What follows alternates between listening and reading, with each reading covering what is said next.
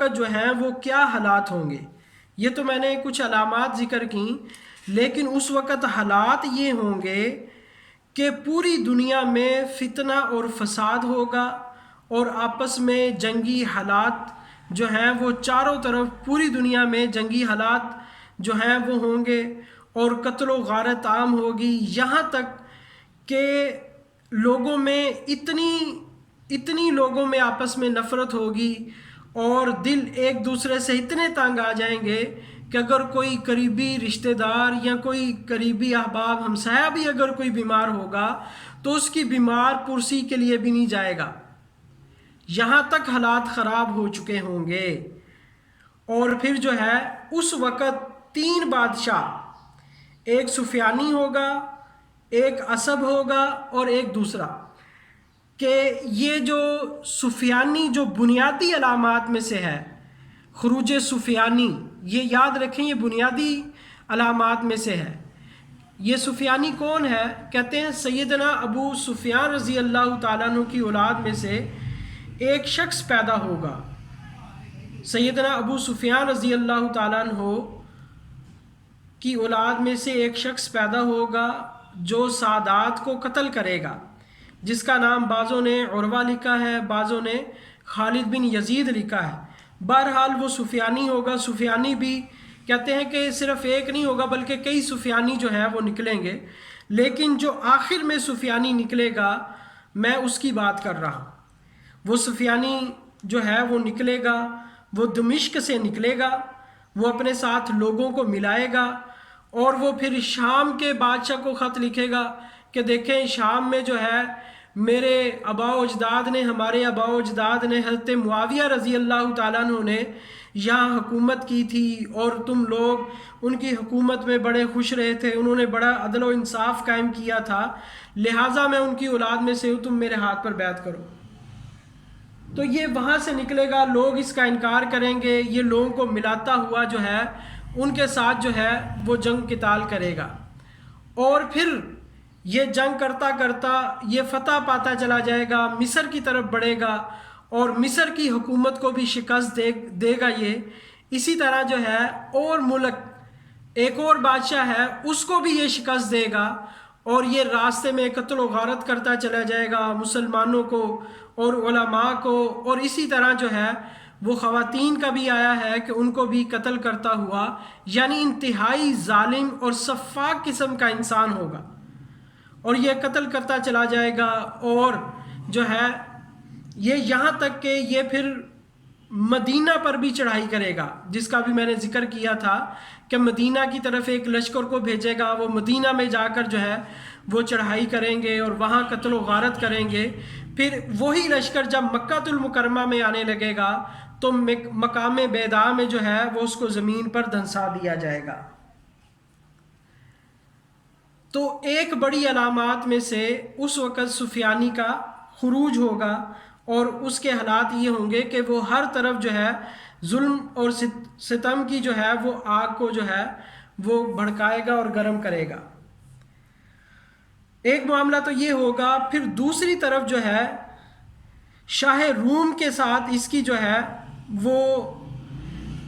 شاہ روم کے عیسائیوں کے 2 گروہ ہو جائیں گے.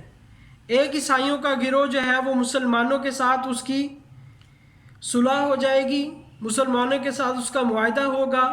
اور ایک عیسائی گروہ کے ساتھ ان دونوں مسلمانوں اور عیسائیوں کی جنگ ہوگی. جب یہ دونوں ان کے ساتھ جنگ کریں گے تو اللہ تعالیٰ ان کو فتح عطا فرمائیں گے، اور بہت سارا مال غنیمت اور غلام اور لونڈیاں اور باندیاں ہوں گی، یہ تقسیم کریں گے. تو اتنے میں کیا ہوگا؟ اتنے میں یہ ہوگا کہ ایک عیسائی جو ہے وہ کھڑا ہو کر اعلان کرے گا یہ ہمارے صلیب کی برکت سے ایسا ہوا ہے،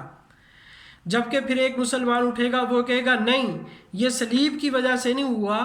یہ اللہ تعالیٰ نے ہمیں جو ہے وہ فتح عطا فرمائی. اس پر جو ہے وہ دونوں کی آپس میں بحث مباحثہ شروع ہوگا اور اس پر قتل و غارت شروع ہو جائے گی،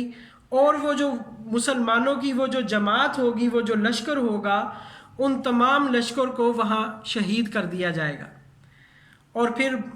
یہی عیسائی لوگ جو ہے وہ اپنے بادشاہ کے پاس جائیں گے اور ان کو جو ہے ان کا حوصلہ بڑھائیں گے کہ دیکھیں ہم نے ان کے جو جنگجو تھے ان کو تو قتل کر دیا، اب باقی ماندہ جو مسلمان ہیں ان کو بھی قتل کیا جائے اور اپنی حکومت کو جو ہے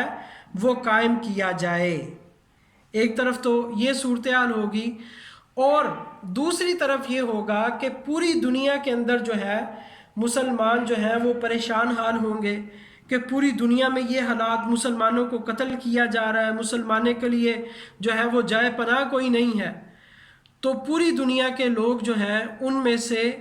جو اس وقت کے نیک لوگ ہوں گے وہ حضرت مہدی کی تلاش میں نکلیں گے،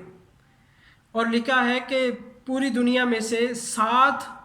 لوگ، 7 علماء اور اولیاء اللہ وہاں سے جائیں گے اور مکہ المکرمہ میں جا کر ان کی تلاش کریں گے، اور ہر علماء کے ساتھ تقریباً 200 یا 300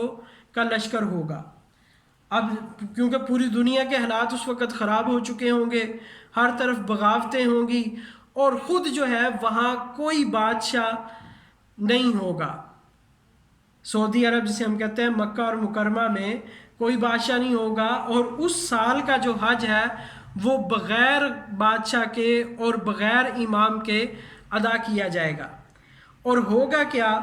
کہ اس وقت بھی وہاں حالات اتنے خراب ہو جائیں گے کہ جہاں رمی جمار کیا جاتا ہے، کیونکہ خلیفہ تو کوئی نہیں ہوگا کہ جو تمام حاجیوں کی جو ہے وہ ان کو لے کر چلے، سنبھال کے چلے، وہاں کسی بات پر لڑائی شروع ہوگی اور وہاں قتل و غارت شروع ہو جائے گی۔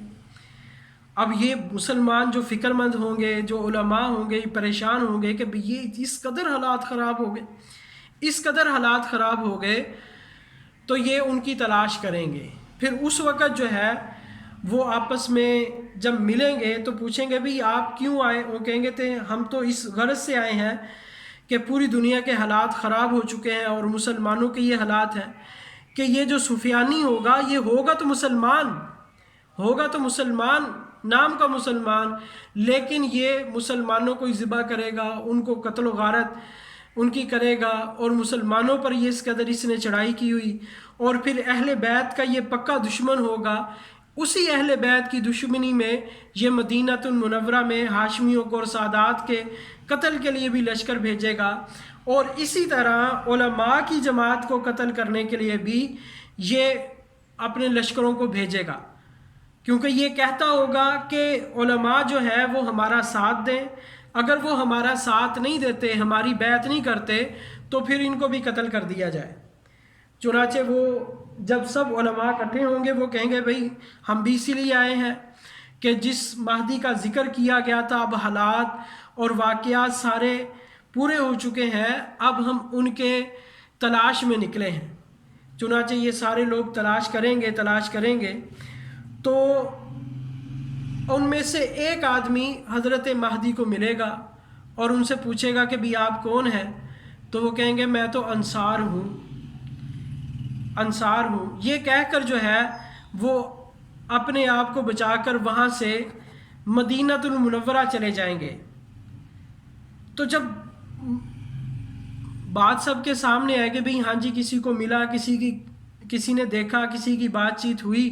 تو ایک آدمی کہے گا کہ اس طرح مجھے ایک بندہ ملا تھا اور علامات تو ویسی ہی تھیں، تو لیکن اس نے اپنے بارے میں یہ کہا۔ سارے کہیں گے کہ یہ وہی ہے جس کی تلاش ہم کر رہے ہیں، یہ وہی ہے۔